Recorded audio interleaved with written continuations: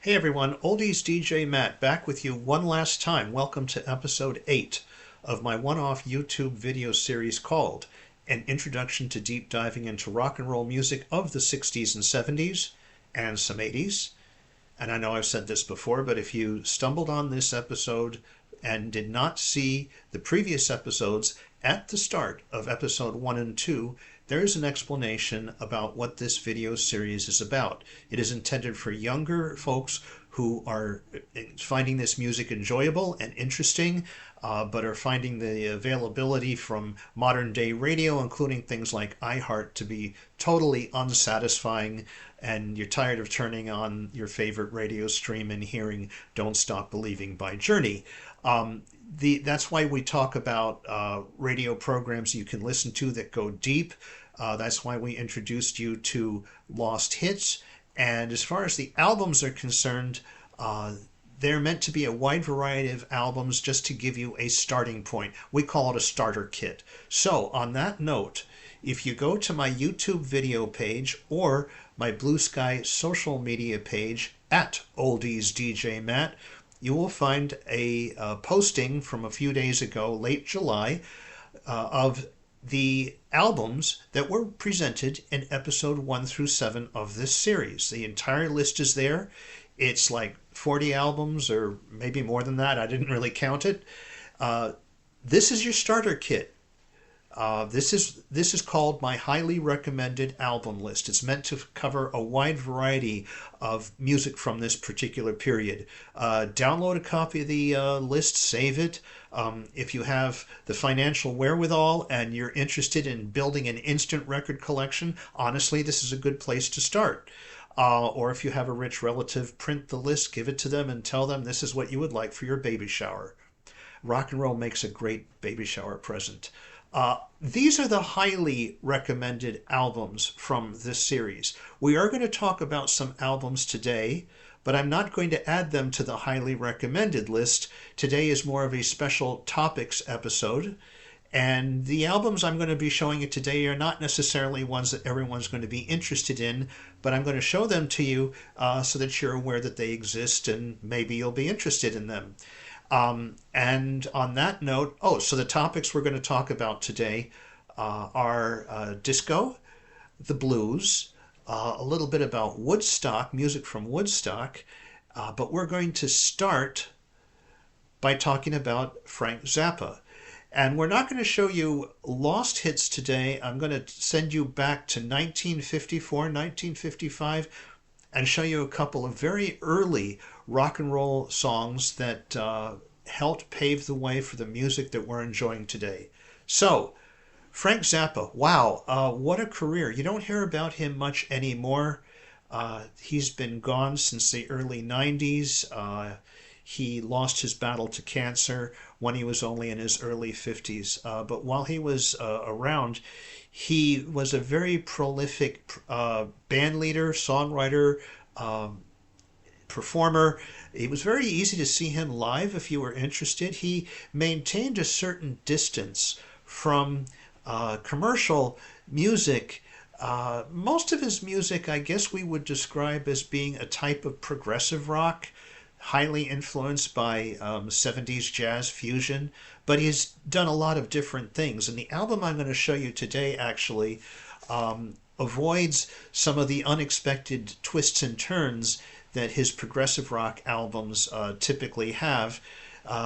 It seems as though he was putting out a record that was intended to be a bit of a crowd pleaser, something to help introduce potential fans to what Frank Zappa is capable of. In fact, and the person who introduced me to Frank Zappa in the first place said that Frank himself said something to that effect on an interview. This album came out in 1980. It is called You Are What You Is. It was originally a double album when it came out. Today it fits on a single CD. And like I said, this is not going to feature some of the more bizarre musical arrangements that Frank enjoys doing. This is very traditional rock, pop, chord changes in the themes, but with different kinds of songs. You have Besides rock and pop, you have some funk, reggae, country, heavy metal. I think one of them is a punk song, and a spoof on The Doors, the band The Doors. Yes. Um, Lyrically, though, he holds nothing back.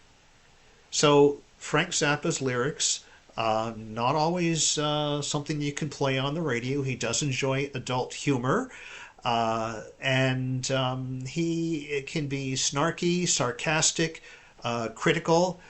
He pokes fun at stupid human behavior, and there's a possibility that there's one or two songs on this album that might offend. But it's interesting. This album came out in 1980, and one of the songs on this album, called Heavenly Bank Account, is about an over-the-top televangelist, and it seems that he practically predicted the downfall of a certain Jim and Tammy Faye Baker, which happened in the mid-80s.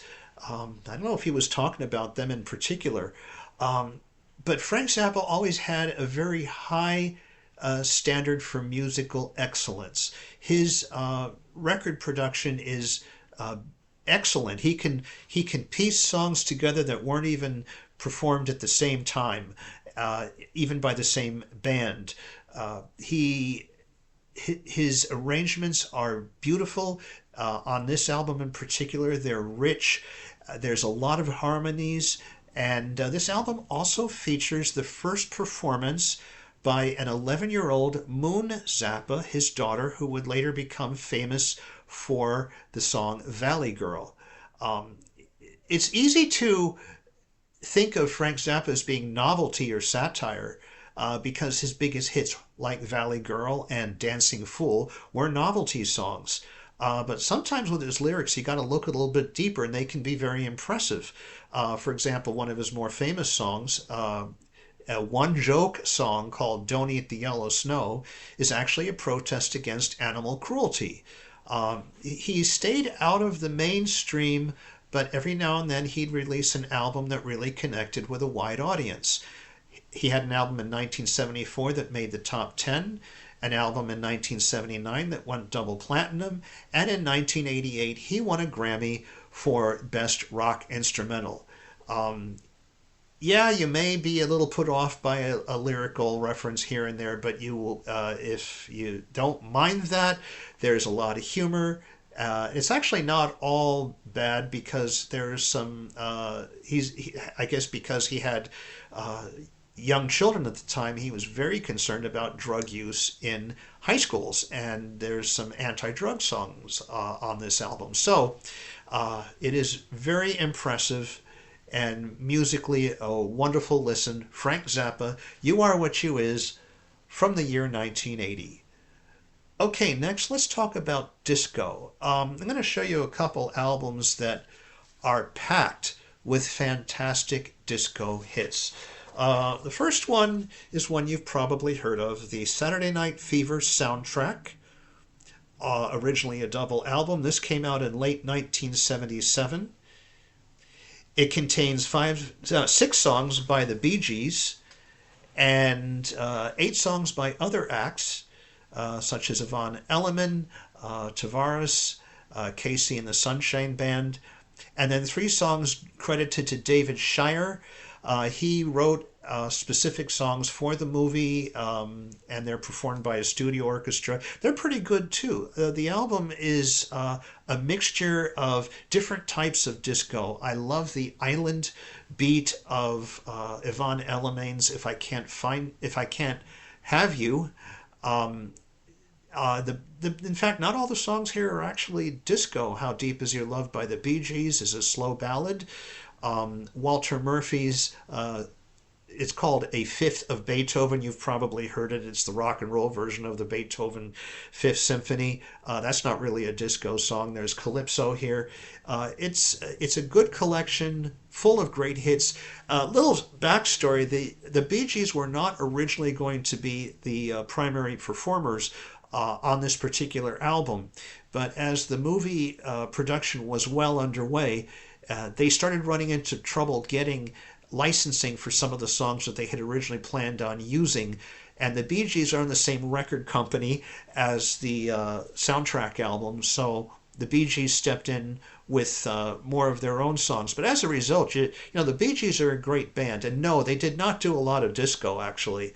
But as a result, the album is also a good sampling of the Bee Gees at their best.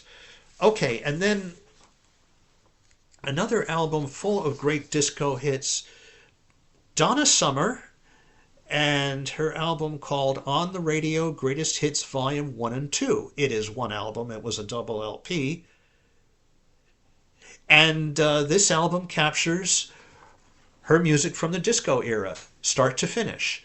The the songs are sometimes innovative, actually. I mean, Donna Summer's music was very sophisticated and very meticulously, carefully produced. Much more, way much more than most disco artists. Sometimes I hear a Quincy Jones influence, and sometimes she was innovative. If you put aside the overt sexiness of the song Love to Love You Baby, it is quite different than anything that came out with this soprano refrain that the song keeps running back to, or the song I Feel Love. I've heard it suggested that that absolutely was the first synth pop dance song. I don't know, maybe it was. Donna put this record together with the record company.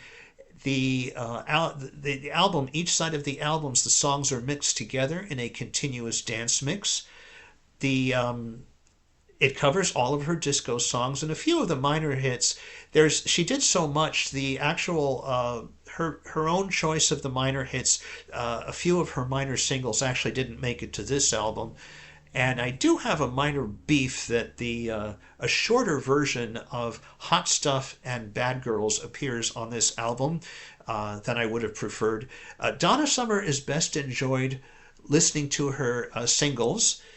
She also had 12-inch dance mixes for use at discos, and those run on too long. And then she did something different with her albums, often doing suites or something like that. So having an album with the disco singles mixed together, it's quite a great listen. This covers everything up through On the Radio, which was her last disco hit, or her last disco hit might have been No More Tears, Enough is Enough, that she did with Barbra Streisand. I know that was like #1 on the charts at the end of the decade.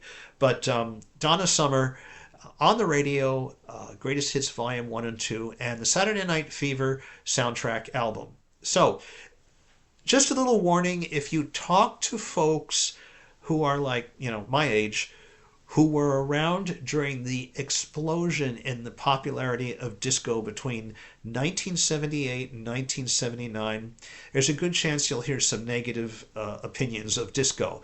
That is because the disco explosion really went too far. It went way too far.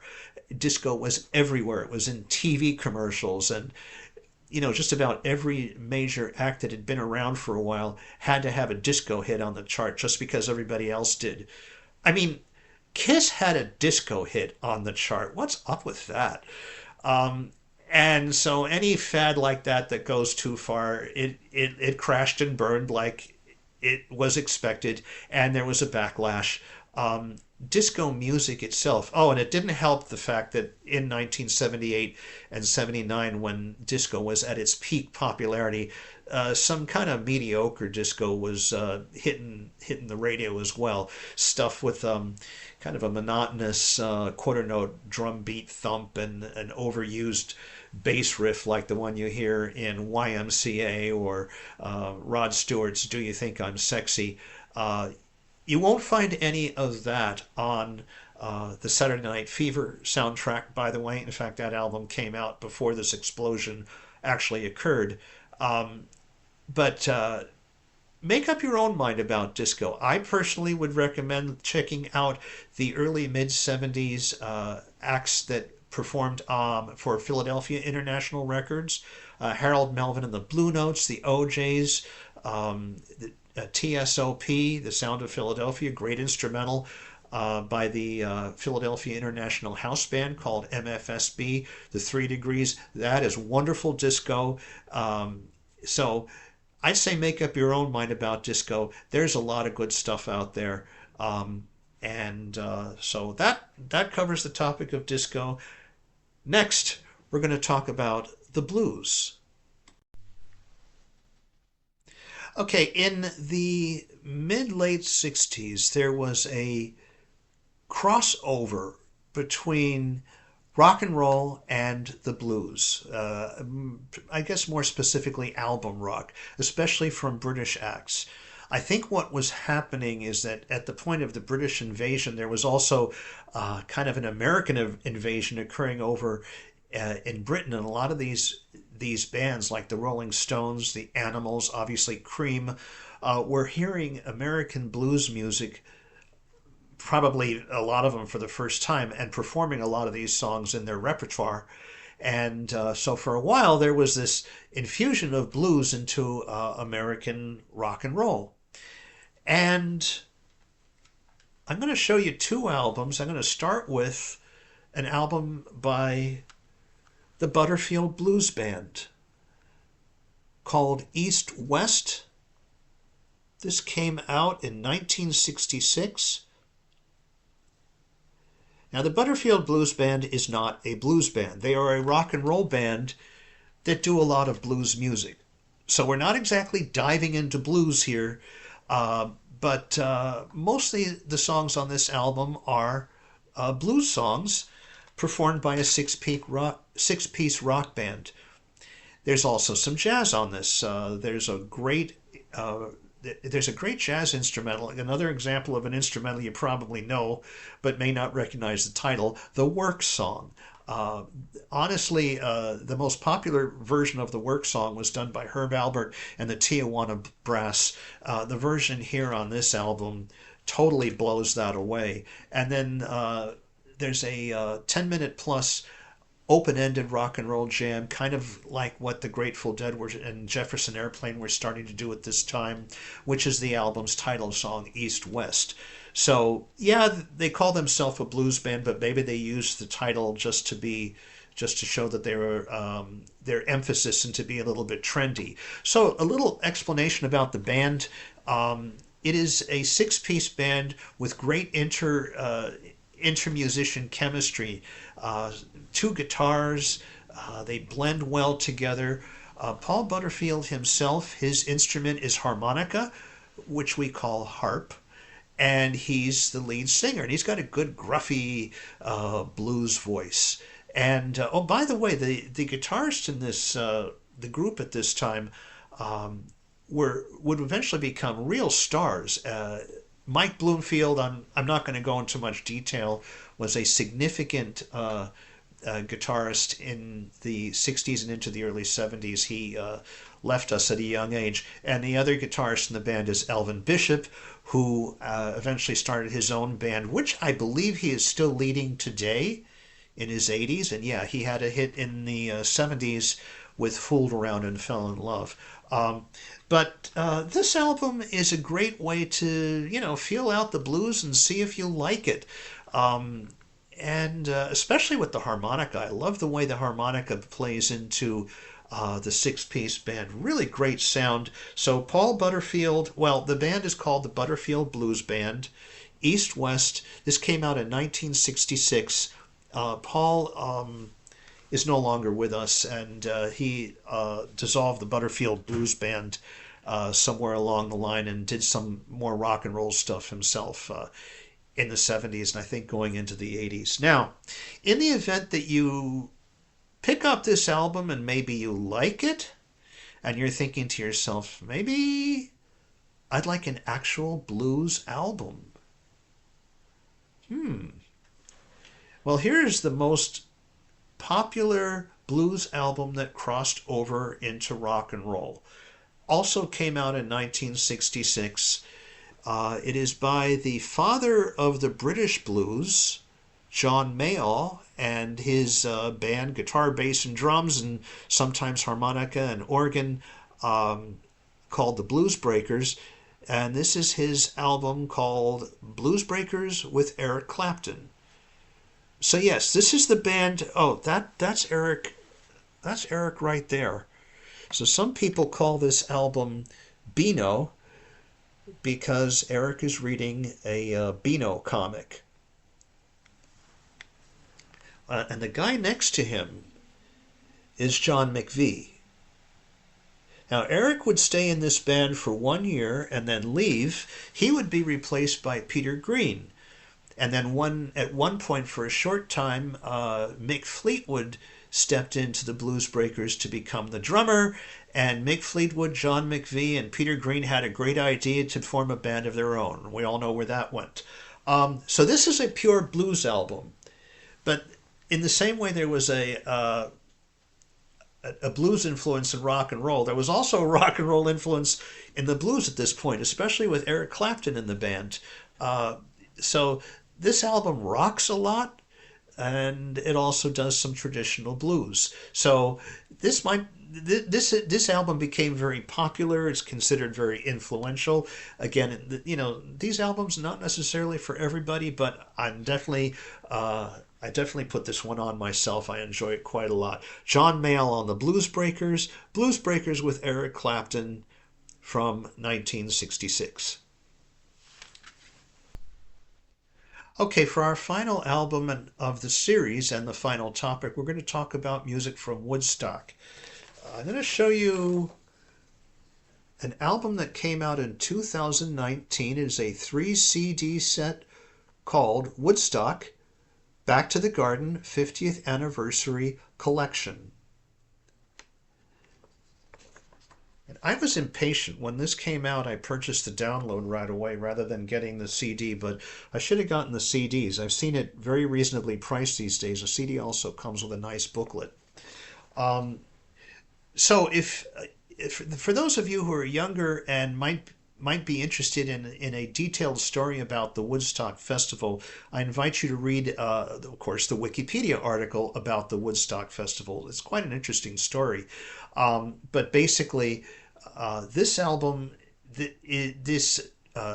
set, 3 CDs, about 3.5 hours of music, is intended to provide a nice summary of the more popular acts from Woodstock in a relatively compact form. So it also includes some announcements to give you a little idea of what what it was like being there, the feel of the event. But they did a good job at picking out the highlight acts and the highlight moments of Woodstock here. You have 21 acts, at least one song from these acts, 2 songs by many acts, and some of them go into performances that run 10 or 12 minutes or more. That includes Sly and the Family Stone's medley, the national debut of Santana, which was a kind of an epic event, a long jam by Canned Heat, Dark Star, an entire performance of the Grateful Dead's signature improvisation piece from their original lineup, and long sets by The Who and Crosby, Stills, Nash, and Young. And it's very well chosen. There's one glaring omission on this particular set. There is nothing from Jimi Hendrix here. I would not consider that a showstopper. I think for some folks that is, but honestly, I recommended an album from Jimi Hendrix earlier. His performance on Woodstock is okay. They put the Star Spangled Banner on the original Woodstock album, which is not his finest moment from this performance. But in any event, except for that one omission, picking out a summary of the best acts from Woodstock and the best moments, including things like Joe Cocker, with a little help from my friends, of course, Country Joe McDonald, and the Fish Cheer, Fixin' to Die Rag, give me an F, that one. Richie Havens, Lonesome Johnny, and Handsome Johnny, and Freedom. Very well chosen set. Now, and also includes some music that did not appear on the previous Woodstock albums by Creedence Clearwater Revival and Janis Joplin. Okay. But what's most significant about the 2019 50th Anniversary Remastered series? and I don't know that this was widely publicized. But this is the first time that a proper remix of the music from Woodstock was available. It is truly significant. The sound audio quality on this album is so much better than what was previously available that it literally makes the previous albums from Woodstock obsolete. So in 2019, they, for the first time, released all of the music from Woodstock. They also put out a 10 CD set. I wouldn't recommend that. I mean, like if you're interested in a live set by the Jefferson Airplane, get their 1969 album called Bless Its Pointed Little Head instead. But what prevented them from doing a proper mix of the album was technology. At the time when Woodstock was, everything from Woodstock was recorded by people who knew what they were doing, but they only had 6 audio tracks to work with. So they weren't able to adjust the sound of individual instruments and voices in a proper mix down. What changed, what became a game changer was at some point in the early 2000s, audio engineering software that used sound isolation became available. So all of a sudden they were able to isolate individual voices and instruments, and the audio engineer can open up a console with 20, 24 tracks, whatever's needed to properly mix down the music. And that's why this album sounds so darn good. And as a memento, it's a lot of fun to listen to. You hear a little Jefferson Airplane, a little Who, Paul Butterfield is here. Yeah, the Love March. This is highly recommended. If you have the old Woodstock albums, there is a certain amount of overlap between this album and the 5 LPs that came out in 1970 because they were also attempting to capture the highlight moments of Woodstock, including what was featured in the documentary film. But I think that they did make some improvements on the choice as well as the sound quality, and also the music here is presented in order as they were performed, which wasn't popular when they put this all out on LP. So, 50th Anniversary Collection came out in 2019, not to be confused with the 10 CD set called the 50th Anniversary Experience. Okay. To wrap up the final episode of the series, I'm going to introduce you to a couple of really early rock and roll songs from 1954, 1955, back when it all began. I've noticed that there isn't as much interest in 50s music, even among young people who are discovering music of the 60s and 70s. In the 50s there was a lot of pop standards, there was some doo-wop and stuff like that. It's really interesting to listen to because it helps you, give you an idea of how we got where we were in the 60s. There's also some really good rock and roll back there with Jerry Lee Lewis, Fats Domino, Chuck Berry. I'm sure you're familiar with those artists. But anyway, I'm going to introduce you to 2 videos which are posted on my YouTube site. They are good examples of the very earliest rock and roll recordings. The first song is called Tutti Frutti by Little Richard. And boy, that song must have really rocked. I think a lot of high school kids' parents were freaked out when their kids loved this song and turned up their AM radios or even went out and bought the 45. And by the way, if the lyrics to Tutti Frutti don't appear to make sense, that's because they are cleaned up lyrics from the original song. The song Hound Dog by Elvis Presley? You probably heard that. Yeah, that also has cleaned up lyrics. And then the other song I'm introducing you to is called Shaboom by the Chords. And this is an early doo-wop. I don't know if doo-wop is really considered a separate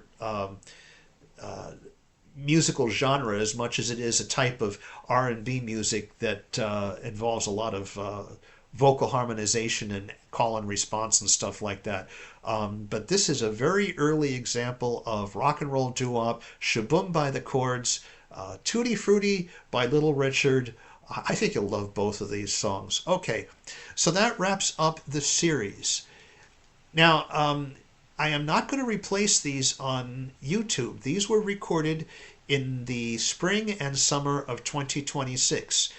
I'm going to leave them up indefinitely. So it's possible that some of the information I gave you about programs that are available might have changed.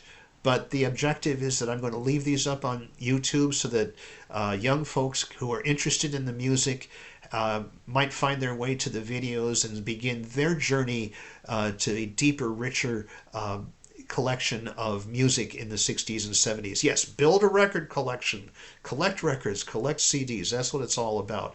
So, and the other thing is, there will be some future videos, 2, maybe 3 a year.